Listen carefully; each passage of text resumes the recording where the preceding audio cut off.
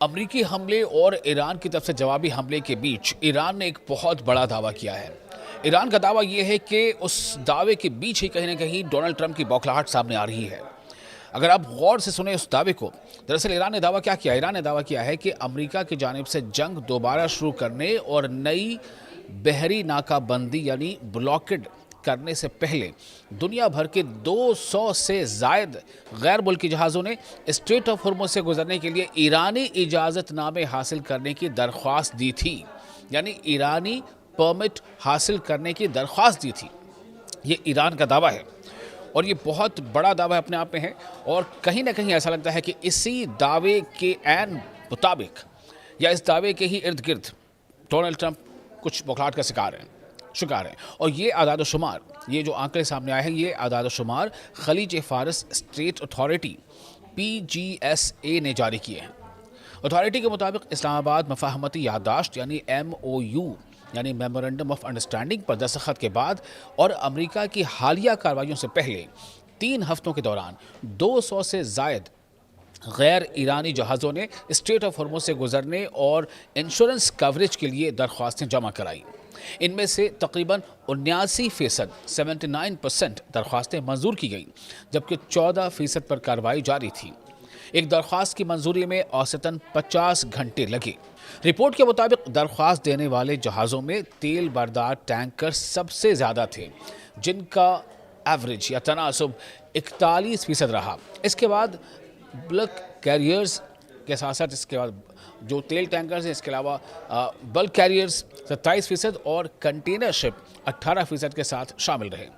یہ جو آنکڑے ہیں، یہ جو ڈیٹا ہے، اس کے شمار سے ظاہر ہوتا ہے کہ اسٹریٹ آف ہرمز عالمی تجارت یعنی ورلڈ ٹریڈ اور توانائی کی ترسیل کے لیے بدستور انتہائی اہم راستہ ہے۔ PGSA کے مطابق تقریباً 53% جہاز خلیج فارس سے باہر جا رہے تھے، جبکہ 47% جہاز اندر داخل ہونے کے لیے اجازت چاہتے تھے۔ روانہ ہونے والے جہازوں کی بڑی منزلوں میں چین اور بھارت شامل تھے۔ یہ کافی اہم ہے اس کو سمجھنا کہ روانہ ہونے والے جہازوں کی جو بڑی منزلوں میں چین اور بھارت شامل تھے، جن کا حصہ تقریباً 1/5 تھا۔ یہ اعداد و شمار صرف ان جہازوں پر مشتمل ہیں جنہوں نے ایران سے باضابطہ اجازت لی، جبکہ عمان کے جنوبی راستے سے امریکی نگرانی میں گزرنے والے جہاز اس رپورٹ میں شامل نہیں ہیں۔ دوسری طرف امریکہ نے منگل کی شام ایرانی بندرگاہوں اور جہازوں کے خلاف اپنی جو بلاکڈ ہے یا ناکے بندی ہے وہ دوبارہ نافذ کر دی ہے، اور جو امریکہ کے حکام ہیں ان کے مطابق، امریکی حکام کے مطابق، یہ پابندیاں ان تمام جہازوں پر لاگو ہوں گی جو ایرانی بندرگاہوں اور ساحلی علاقوں سے آتے جاتے ہیں۔ امریکہ کے پریزیڈنٹ ڈونلڈ ٹرمپ نے اسٹریٹ آف ہرمز سے گزرنے والے کارگو پر 20% فیس عائد کرنے کی اپنی حالیہ تجویز بھی واپس لے لی ہے۔ ڈونلڈ ٹرمپ کا کہنا ہے کہ خلیجی ملکوں کے رہنماؤں کے ساتھ مثبت بات چیت کے بعد اس منصوبے کی جگہ، اس پلاننگ کی جگہ تجارتی اور سرمایہ کاری کے نئے معاہدے لائے جائیں گے۔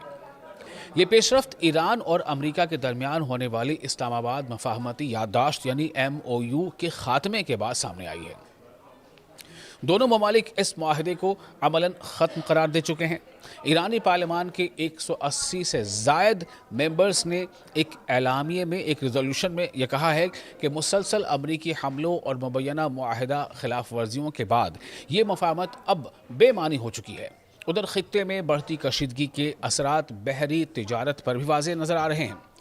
بلاکڈ سے پہلے اسٹریٹ آف ہرمز سے گزرنے والے تیل بردار جہازوں کی تعداد 2 ماہ کی کم ترین سطح پر پہنچ گئی تھی۔ سیکیورٹی خدشات کے باعث کئی جہازوں نے اپنے ٹریکنگ سسٹمز بھی بند کر دیے تھے۔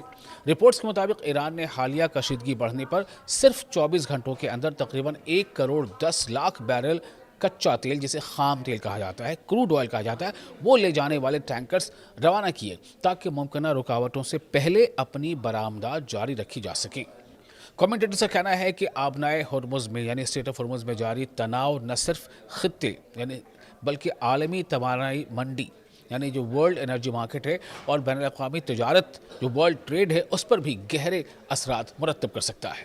یہ ویڈیو آپ کو کیسا لگا، اور کیا واقعی جو ایران کا دعویٰ ہے آپ کو لگتا ہے کہ اسی دعوے کے ارد گرد کہیں نہ کہیں ڈونلڈ ٹرمپ کی بوکھلاہٹ ہے کہ 200 کے آس پاس یا 200 سے زائد جہازوں نے ایران سے परमिशन यानी परमिट लेने के लिए एप्लीकेशन दिया था।